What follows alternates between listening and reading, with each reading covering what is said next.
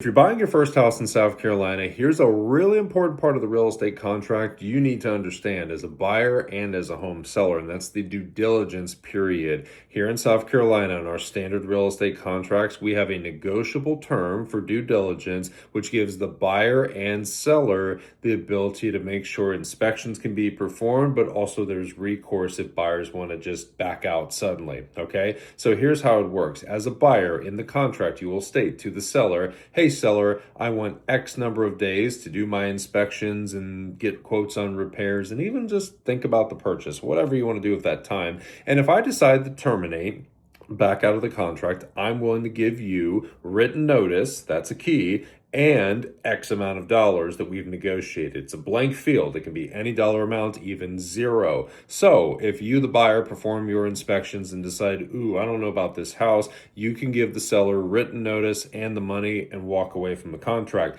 If you fail to do so, you just lapse on the time frame, you're buying the house as is.